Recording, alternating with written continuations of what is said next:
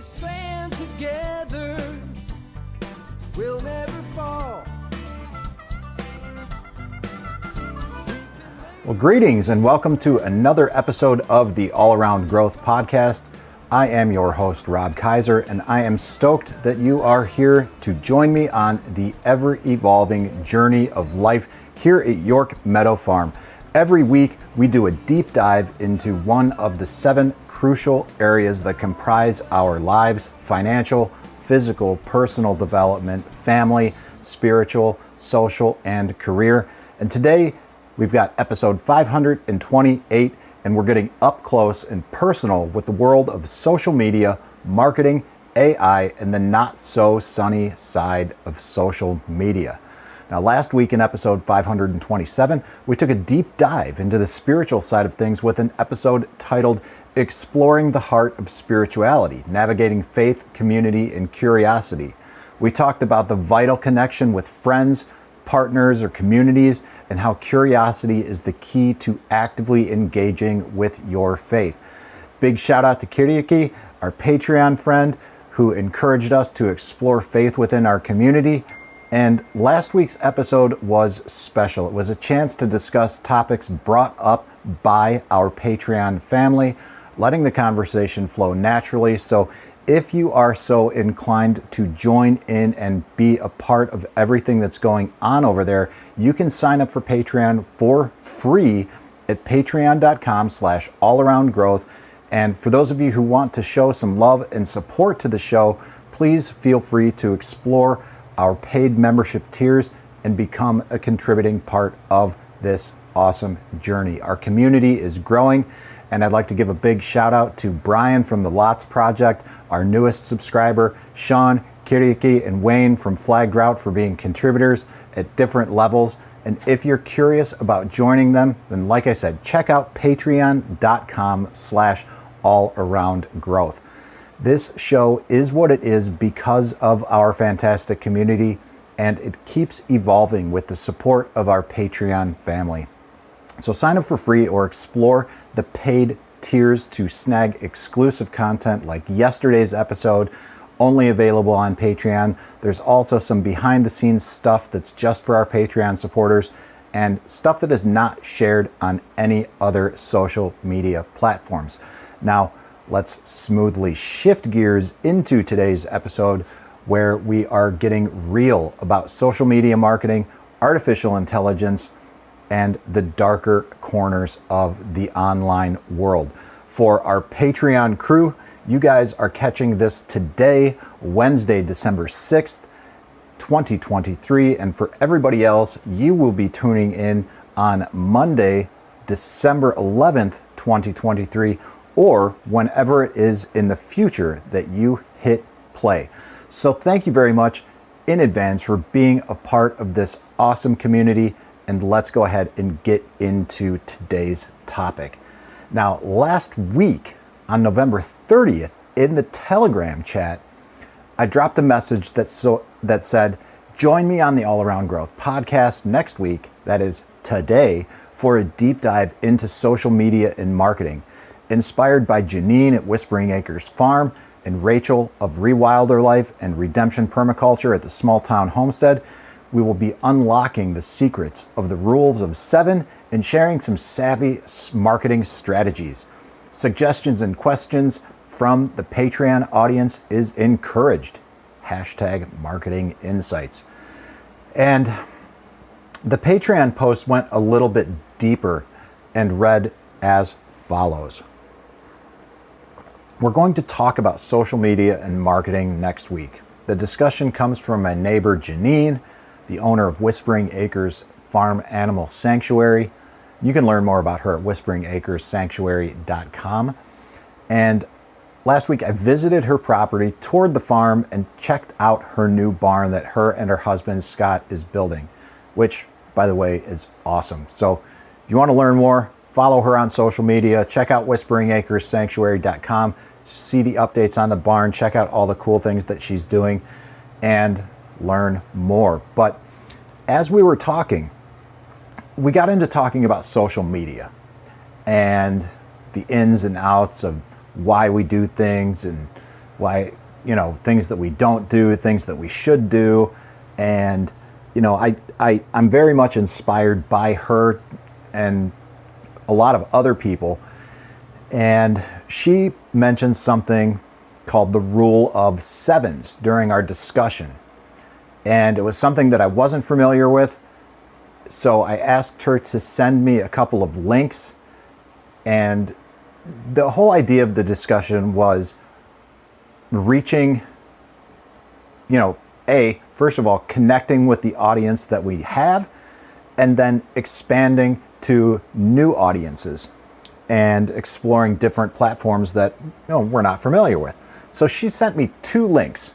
One, which was a link to viralnation.com and an article titled 7 Rules to Follow When Marketing to Gen Z, and also another article from LinkedIn which was titled The Best Ways to Entertain and Delight Your Audience with Content Marketing, or what are the best ways to delight and entertain your audience with content marketing. So we're going to take a look at those articles. And guys, like I said, in the future, what I'd really like to do is share the screen with you as I review these articles and let you guys see exactly what I'm seeing, and eventually take these episodes and go live so that if there's something specific with what we're talking about, I can elaborate on that further. Guys, you're going to hear my phone buzzing and beeping in the background during today's episode. There's a lot happening here on the homestead. Contractors are in queue, scheduled to arrive. I don't know what's happening when. So if today's episode sounds a little bit disjointed and maybe has an interruption or something like that, that's because it is disjointed and there may be interruptions. So please bear with the additional noise that you hear in the background. That's life on the homestead sometimes, and that is the nature of the show. But like I said, with additional support from Patreon, we're going to do a couple of things. We're going to increase the audio quality, and I will transition from the lapel mic, which I have historically recorded on, and get back to streaming with a better Audio Technica mic, direct into the computer, video quality, and increased interaction with you guys. So if you liked what you saw before with the previous experiments, then please do consider subscribing to Patreon, supporting the show, and allowing that to happen. Now, let's check out this article from Viral Nation titled 7 Rules to Follow When Marketing to Gen Z. And I'm going to go ahead and read the introductory paragraph, touch base on the 7 rules themselves, and then conclude by reading the conclusion of the article. I'm not going to read the whole thing. That's a lot, and I don't want to spend your time doing that. But I will link to it in the show notes so you can see what I saw and read it in depth further and explore further if you like. The article begins by saying the term millennials has become increasingly common both in pop culture and online marketing circles. Though millennials are classified as people between the ages of 18 and 34, in reality, they are often older than that. Millennials are more accurately categorized as those between the ages of 26 and 42, which makes them the largest percentage of working age adults in the United States. Which brings us to the focus of our attention in this piece, Gen Z. Classified as those born after 1998, this generation has grown up surrounded by technology, and most of them can barely remember a time in their life where even the earliest forms of social media didn't exist. Also, this level of exposure makes traditional marketing efforts relatively useless to Gen Z, as they have come to age in a time that has known nothing other than these rapid advances in technology. So in order to both capture and maintain the attention of Gen Z, you absolutely must be creative in your marketing endeavors. This new generation rivals the ever-popular millennials we mentioned. It primarily consists of a new breed of customer that needs careful consideration, and sometimes adaptation when marketing to them. Here are some rules to live by when marketing to Gen Z. And like I said, I'm not going to read all of the rules and the specifics within them. but I will just read these 7 rules and then conclude the article by reading the end of it, the conclusion of it. So rule number 1, what's in it for them? Rule number 2, you have to entertain them to reach them. Rule number 3, video is king. Rule number 4, they want information. Rule number 5, they despise gimmicks. Rule number 6, you have to meet them where they live. And rule number 7, you must use a mobile first strategy. So then the article goes on and talks about best practices for marketing to Gen Z and provides a lot of information in conjunction or following those 7 rules. But basically, the article summarizes on quick tips that allow us to directly market to Gen Z, ways to reach this growing demographic through utilizing social media ads, influencer marketing, and having creativity with all of that. So again, the focus is on the customer experience. And the article closes out by reading, marketers are behind the curve if they still subscribe to the notion of selling in the traditional sense. In today's world, it's all about persuasion, not product pitching. The marketing realm has pumped the brakes on the played out limited time offer style approaches, along with other tried and not so true marketing campaign tactics. Instead, they are beginning to market to Generation Z by providing quality customer service and enhanced customer experiences. And that is interesting because that is not necessarily how I think. I am, for those of you who don't know, I am in this weird kind of grouping of people called Xennials. Not quite Generation X, not quite Millennials. Both my brother and my sister and myself are in this Xennial, grouping. My brother is probably the prime Xennial candidate, born in 1980. My sister is more along the lines of a millennial, being born in 1983. And I am more along the lines of the Gen X crowd, being born in 1977. But nevertheless, as far as my understanding is concerned, the whole Xennial crew is people that were born in or from or during the years, rather, 1977 to 1983.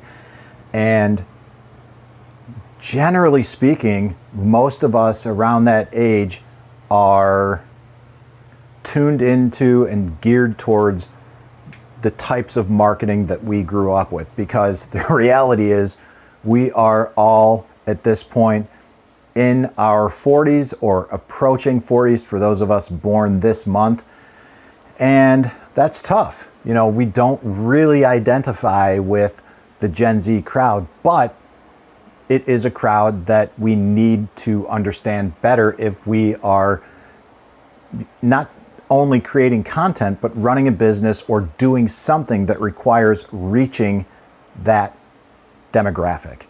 And you don't necessarily have to be an entrepreneur. You don't necessarily have to be a content creator. You could be working for someone and trying to expand your audience. So whatever the case may be, I think this is a good article to read. Again, I will link to this article from Viral Nation titled 7 Rules to Follow When Marketing to Gen Z in the show notes for your reference. So check it out when you are listening to the show.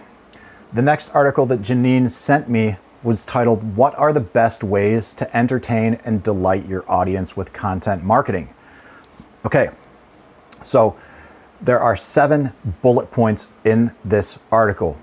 1, tell stories. 2, use humor. 3, add visuals. 4, incorporate interactivity. 5, experiment with formats.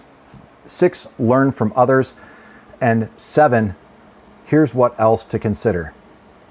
Now, we've got some, again, additional things to read and expand upon with regard to each of those bullet points. I'm not going to share each of those with you because there's a lot there, but There's a lot that you can learn from this article and a lot to take away and a lot to engage in from this platform that maybe not a lot of Gen Z people use, right? And this isn't specific to Gen Z. This is simply marketing the content that you create. So I'm actually going to explore this more because it allows you to earn a profile badge of content creator by contributing your stuff here. So if you're a content creator, if you're working for someone that creates content, you're looking to grow a little bit and do something, consider checking this out. And that is also a great way to start. So in addition to those two articles, I proceeded to continue asking the Patreon audience, what do you know about the rules of 7 or the 7 rules to follow with marketing? What topics would you like me to cover? And what questions do you have, or what should I look into for next week? And any input was welcome. Because the Patreon platform is new and there's not a tremendous amount of engagement from the Patreon subscribers, I've further prompted the conversation with a comment that read, what struggles do you have with social media? While I've got some links to discuss, like the 2 that I previously mentioned, I also wanted to discuss my challenges with social media, the struggle to use certain platforms, in the issues with social media, primarily our focus on it and our detachment from reality.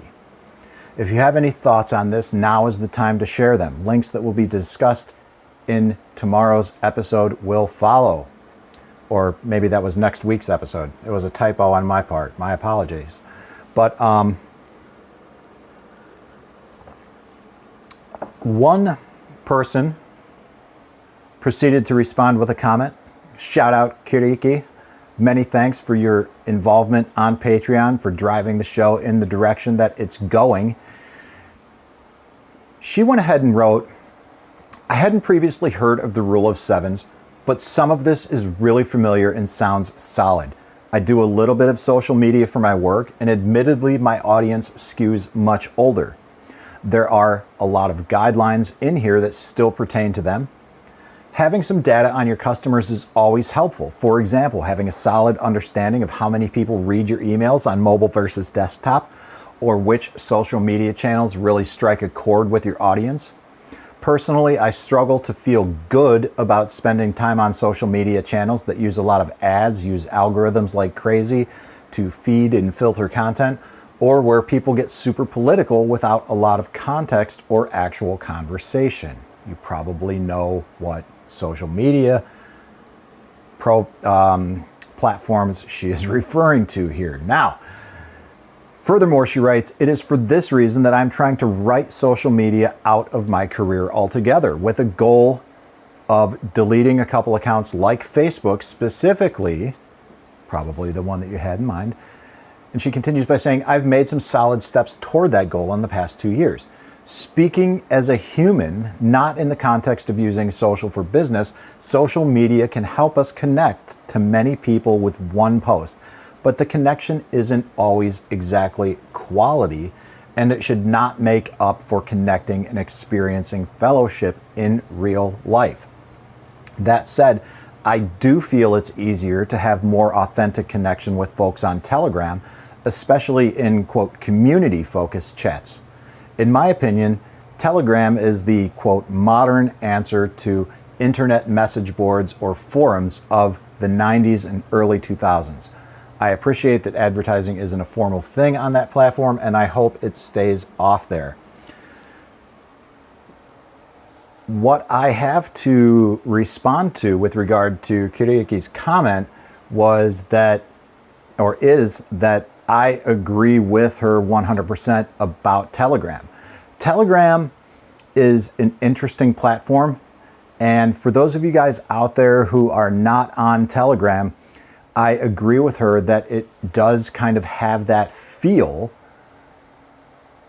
of the message board and forums of the 90s. The groups oftentimes are small. There is there's an easy way to search and find specific posts and identify things that you maybe missed on. Even the way it functions when you're off of it for a period of time, you can do one of two things. Pick up where you left off and find and read the most current comment threads. It is just with a simple button click. There are some unique ways that you can navigate and move throughout it, and it's very easy to use.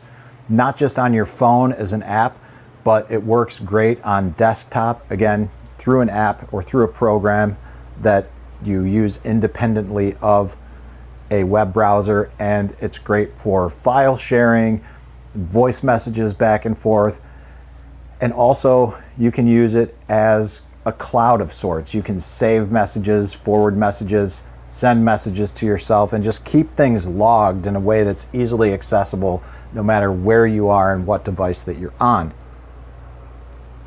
Moreover, because of its ability to be used on desktop and mobile phone, you don't have to use it on your phone. You don't have to put the app on your phone, but you do need a phone number for authentication purposes. But you don't have to use it, and if you want to use it on your phone and not on your desktop, you can do that too. So there's different ways that you can use it. And you know, my understanding of this platform is that people seem to be kind of opinionated about it, and my conversations with people lead me to believe that the people who have opinions about it feel as though that there is a type of person that uses this platform. Now, they don't use it themselves, they just have opinions about who does. And I think that's kind of weird, but nevertheless, my family uses it. We have a general family chat, which is a group message, and we use it because it's easy to house a lot of information there, and the message threads remain. So if you get a new phone, you know, you're not losing all of that content that was previously there. Everything in Telegram is cloud-based, and you also have the ability to export your message threads and all of the information that you had previously shared. So it's a great platform that is there. There are some updates to it that make it more social media-esque, but like Kirti wrote, I hope that it stays the way that it is without advertising, because that is a nice thing. There's a lot of ads out there, and you know, we're inundated by advertisements everywhere, and this is a platform where you will not find that. And the nice thing is that it's, you know, it's easy to use. So, you know, if you're not on Telegram, definitely consider checking it out.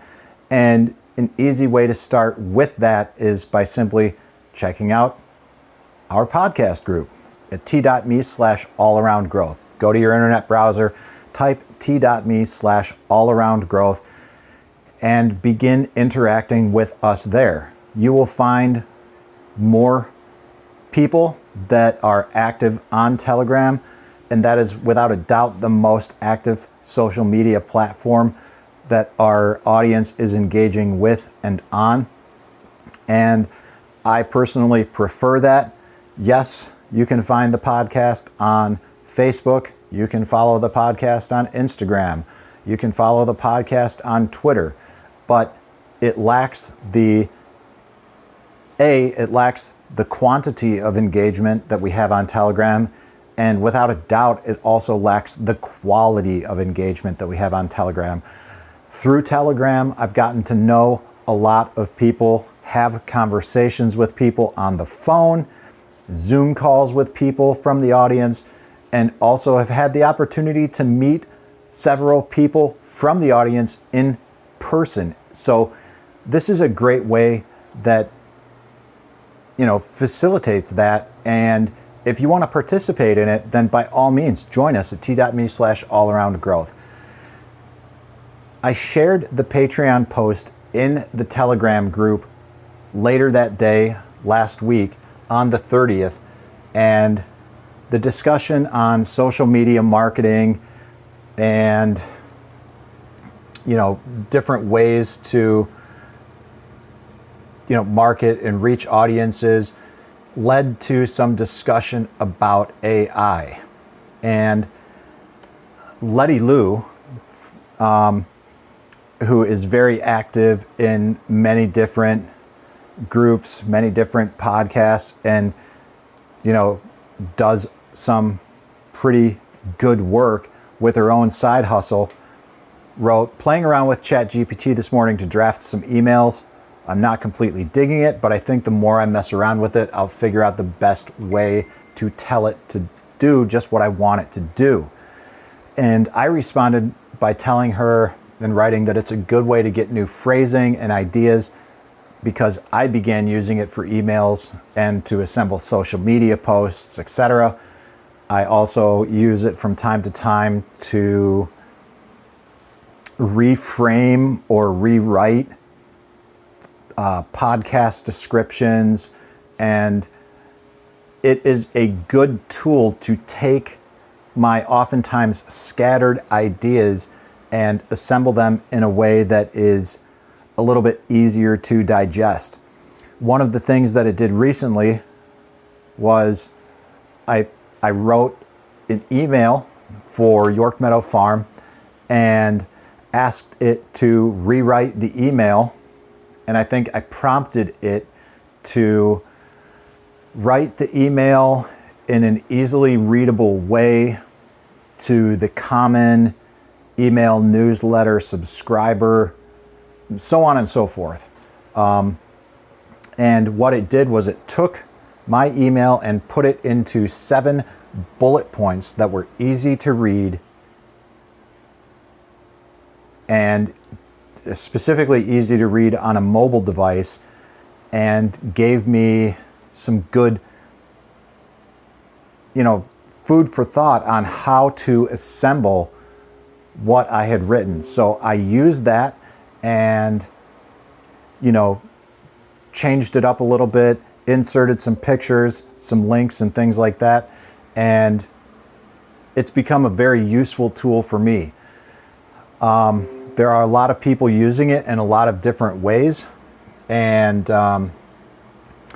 Kiryuki followed up and said that she had a couple of resources for prompts, the prompts that I was previously discussing. She wrote that they were helpful in understanding how to communicate what I was looking for copy-wise to the ChatGPT bot.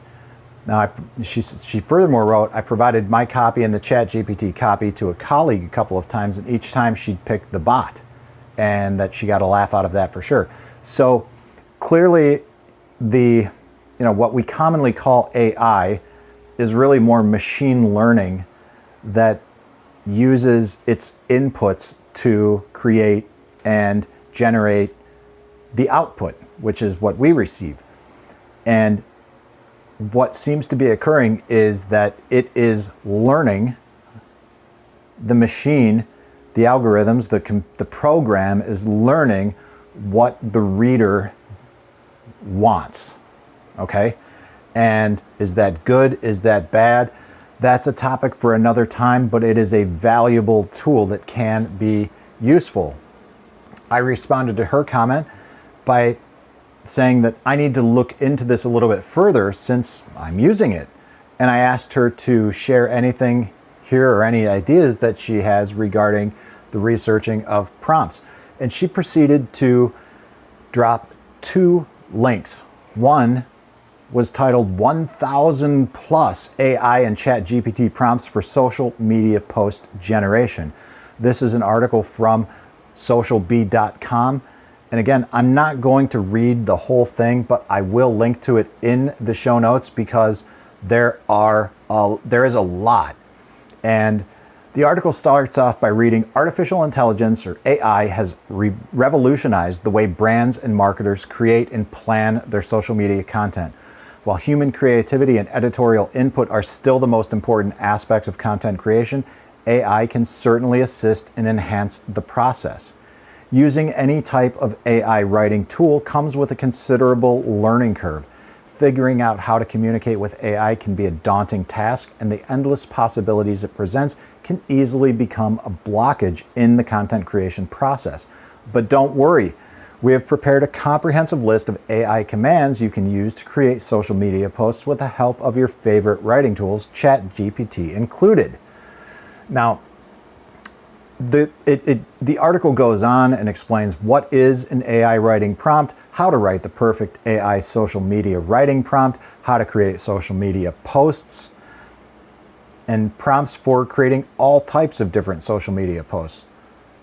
Different posts like promotional, social media ads, fun social media posts, educational social media posts, interactive social media posts, inspirational social media posts, company-related posts, holiday posts, and prompts for different platforms, prompts for Facebook, Instagram, Twitter, LinkedIn, Pinterest, Google Business Profile posts, TikTok posts, YouTube posts, so on and so on and so on. Prompts for small businesses, business coaches, lifestyle coaches, real estate, nonprofits, entrepreneurs, marketing agencies, authors, accountants, restaurants, fitness trainers, photographers.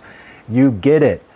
Okay, that is just a snapshot of what everything is all about. And this is a great article and a long article that has a lot of information. And like I said, I will go ahead and share this with you so that you can see for yourself what it's all about.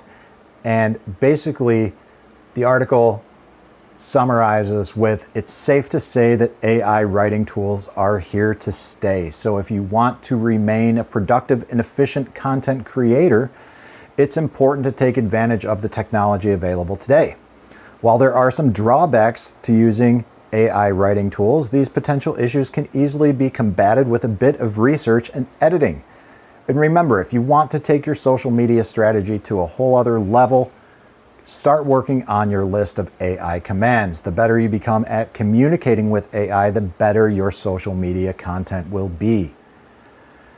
And again, I agree with that, because when I started using it and began prompting it myself, I found that social media posts became a little bit easier to read, a little bit easier flow, the use of emojis, the ways in which they would catch content. And the more I did it, the more I realized that some of the other small businesses that I follow are most likely doing the same, because it looked the same, it appeared the same, there were a lot of similarities, and there are pros and cons to that, but I think the pros outweigh the cons, and I'm going to continue to do that. So this article is a great resource on how to continue doing that and how to do it better.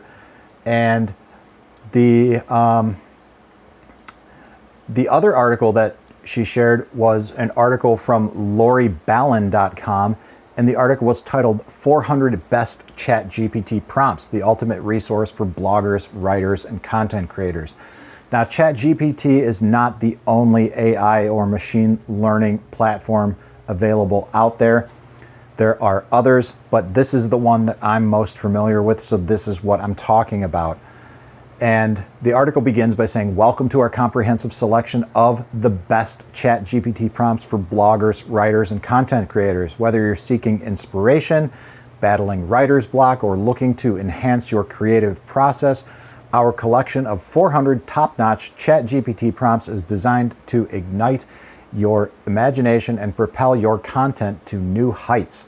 With these carefully curated prompts, you'll discover a wealth of thought-provoking ideas and engaging topics to captivate your audience and produce exceptional blog posts, articles, and creative works.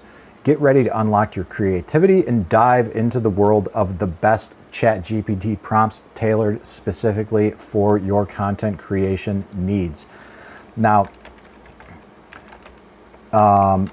something else came to mind as I am doing this, and I'm going to touch on this in a little bit, But this article goes on to explain all of the different prompts that there are. There are different categories that you can use, different ways to filter them. There's blogging prompts. There are business strategy prompts.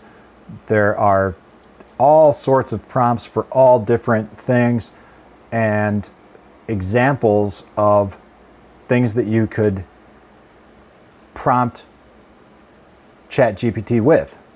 For example, write a list of potential keywords that could be used to target a specific event or conference. Insert event or conference. List for keywords, potential subtopics,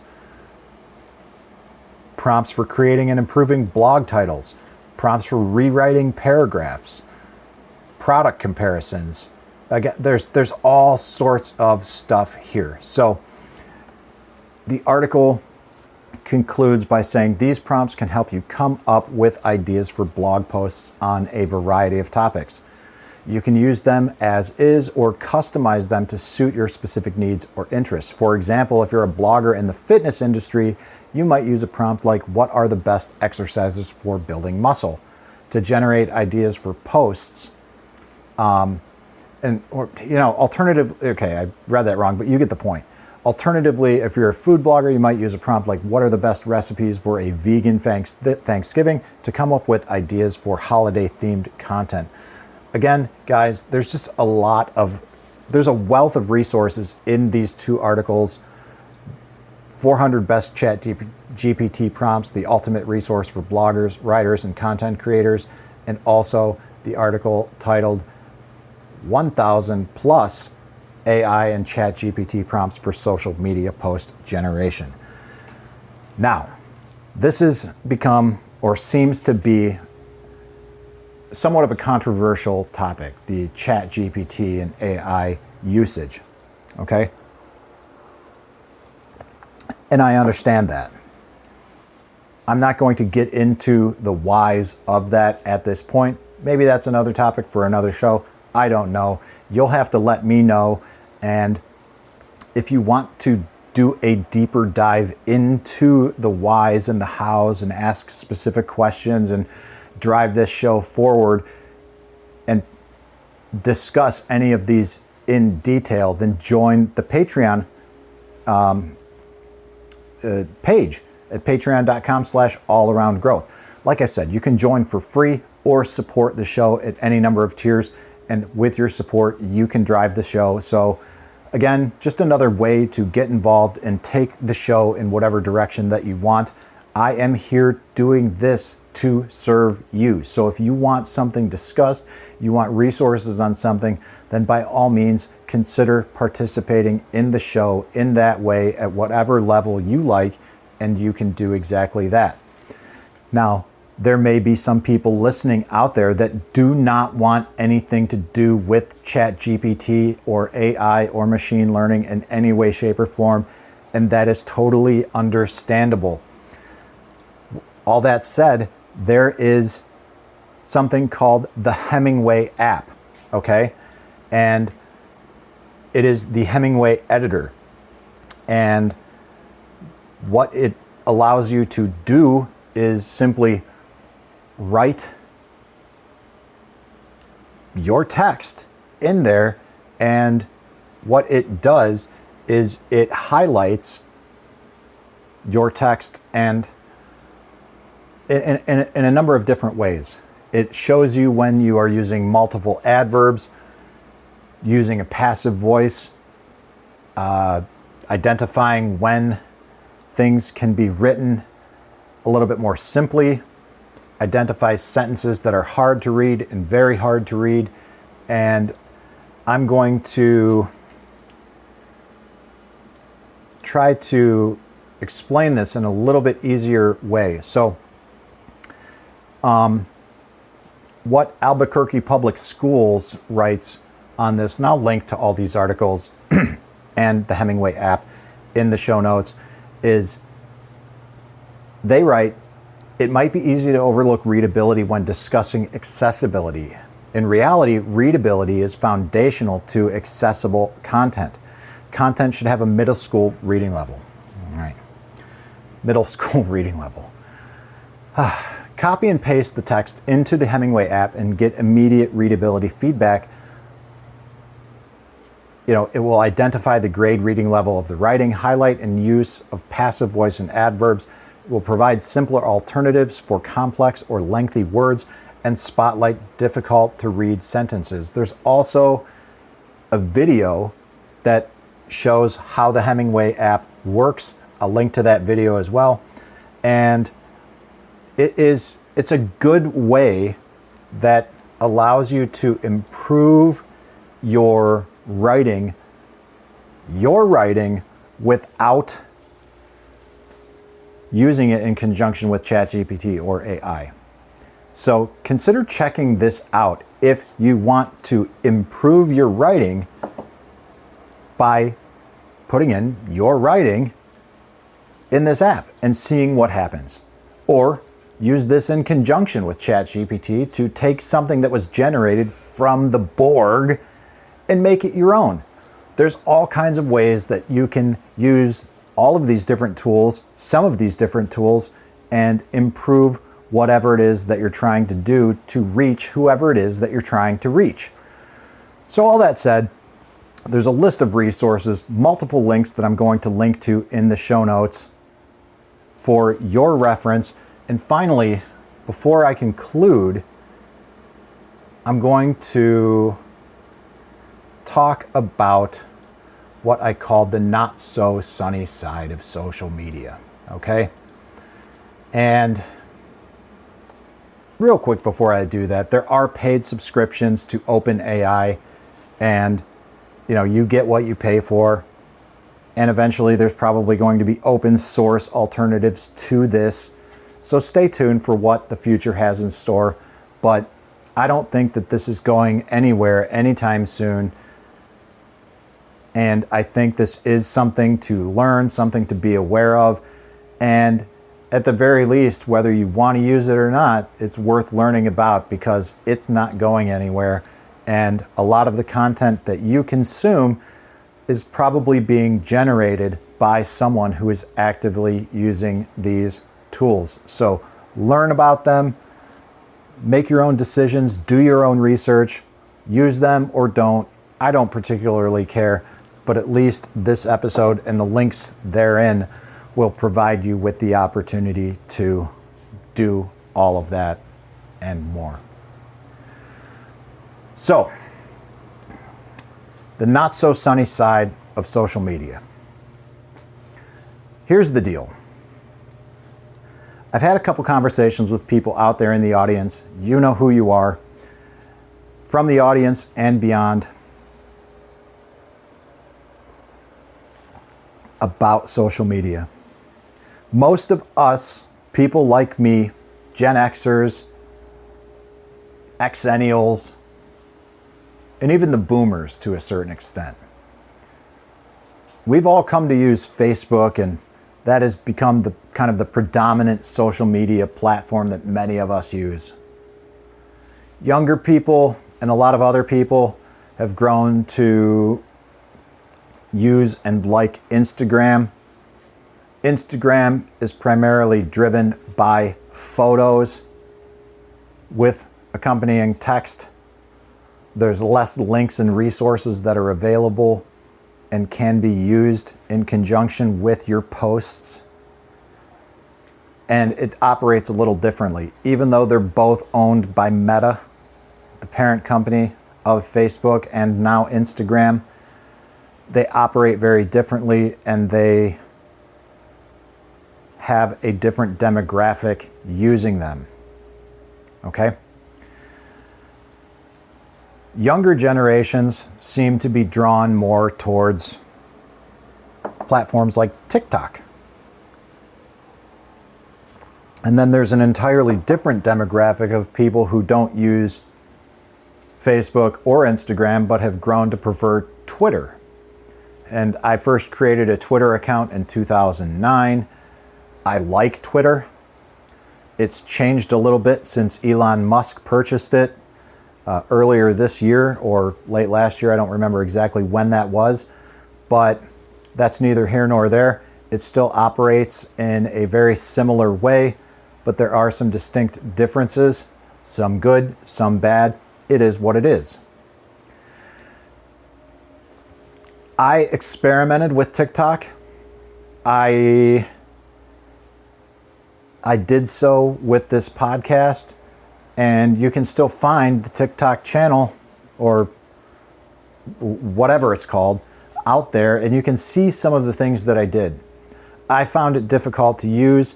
I didn't want to get over the learning curve, and therefore I stopped using it. Conversations that I've had with people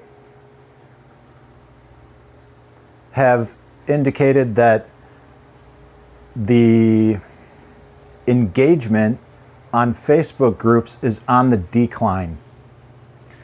Less people are interested in creating posts and responding to posts because more people simply want to consume content. And that's not surprising because we live in a consumptive society. We are consumers. We consume, we consume, we consume. Fewer and fewer people are creating because more and more people are consuming. And that's just a fact.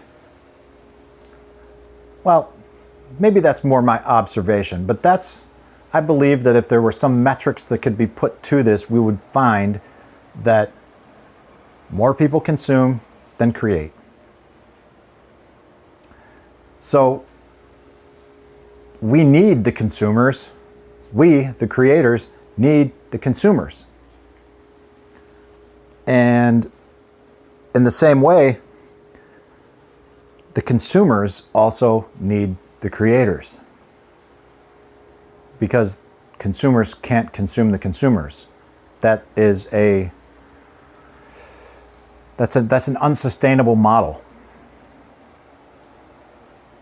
But if you're only creating content and putting it out there for a very specific audience, you may reach a point where you wonder why you're doing what you're doing and what the point of it all is. And that's something that I've done, and I think a lot of content creators, that's a conclusion that a lot of content creators have reached. Like, why do I do what I do? What's the point? Who am I reaching? What am I doing this for? And that's because we have chosen to limit ourselves because, well, TikTok or whatever platform doesn't align with my moral values, or, you know, a lot of the things that I hear is, well, I don't use TikTok because China. Oh, okay. All right. I don't use Gmail because Google. Okay. All right. I understand where people who say those things, I understand where you're coming from. I really do. But I think the reality is when companies do the things that they do with tracking and selling our own personal data, it's not because they're concerned about our dialogue about overthrowing the government, right? They're concerned with our dialogue about what it is that we're doing, words that we're using, ways that they can target us with advertisements so that we can spend more money because we are all consumers. They're not tracking us because they're trying to put us behind bars in a cage. They're tracking us because they can profit from us and they need us. They need our money. They need our taxes. And we serve everyone better when we act and behave as the parasites that we are. because we feed off them, right? That's it. If you want to have in-depth conversations about nefarious topics like overthrowing the government, or engage in discussions about flat earth, or whatever, meet up with people in person, put your phone in a Faraday cage bag, leave it in the car, leave it at home, do whatever it is that you need to do in person, in a great way that you can have the discussions that you don't want to have via email or via social media or whatever, or text messaging, is to go meet with people like the people that are involved and interested in the Freedom Cell Network. You'll find your people there. But you got to go out and you got to meet people. If you want to learn more about the Freedom Cell Network, then go to freedomcells.org. If you want to learn more what's happening here in Northeast Ohio about the Freedom Cell Network, then go to medinafreedomcells.org and learn about our meetups and learn what's happening in our community, and come participate with us here in Northeast Ohio. If you're not in Northeast Ohio, then go to freedomcells.org, find people in your local community, get out and discuss the things that you don't want to discuss via email, text, or anything online. Easy. But try not to get overly concerned about the use and absorption of your data by the powers that be. Because the reality is, if you have a smartphone, your data is being used and manipulated and sold, and it's not being used against you, it's being used for them, because they profit off of us. I understand that there are some things and some topics of discussion that we may want to keep offline and have those conversations and discuss those topics offline, in person, via platforms like Freedom Cells. Freedom Cells, the Freedom Cell Network, again, like Telegram, is one of those things that a lot of people have opinions about when they know nothing about it because of its name. Freedom Cell. Terrorist cell. Nefarious. Sounds bad.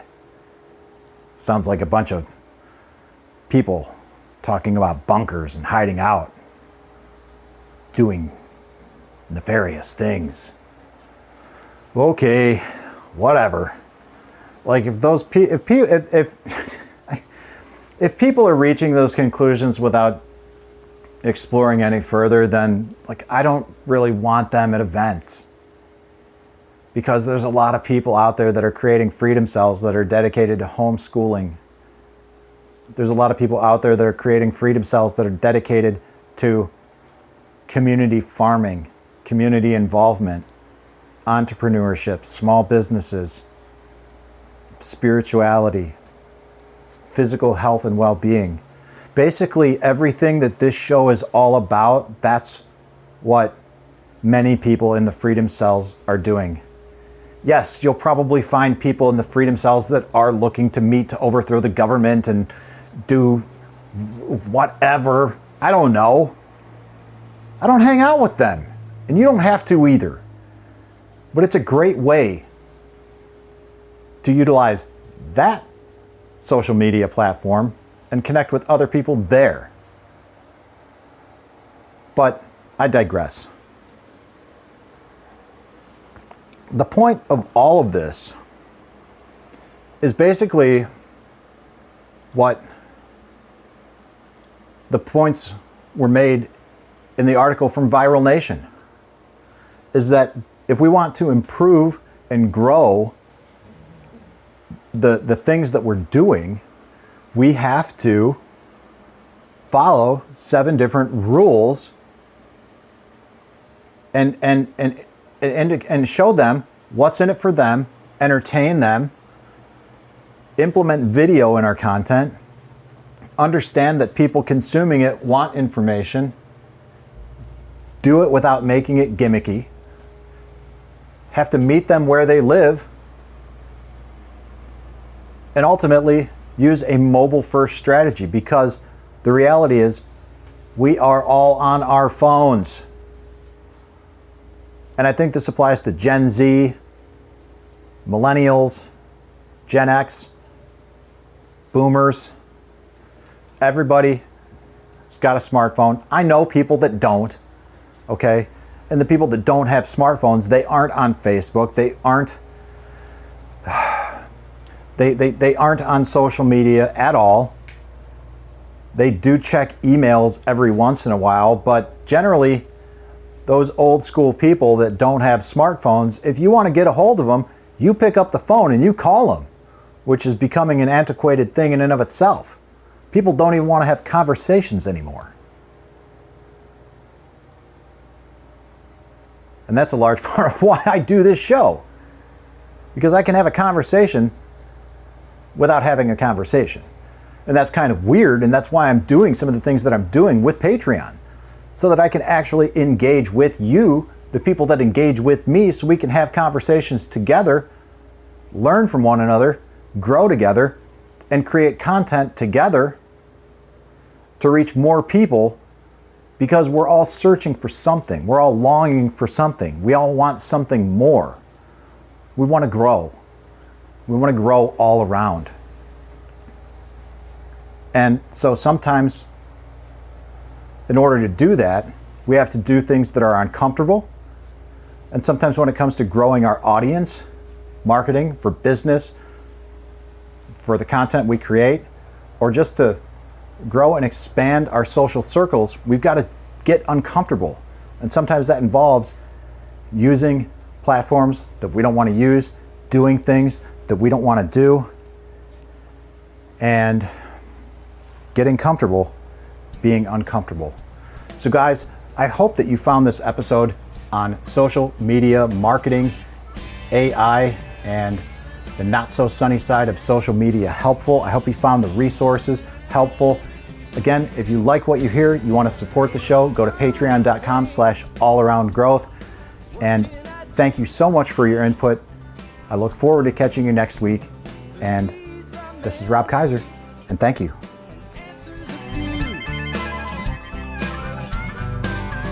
People turn away, and I wonder why. If I can help somebody, then I want to try. People may think that it's odd that I believe in friendship and love, and truth is always the best way to the world that may seem odd. I'm an odd fellow. I'm an odd fellow. Whoa, whoa. I'm an odd fellow.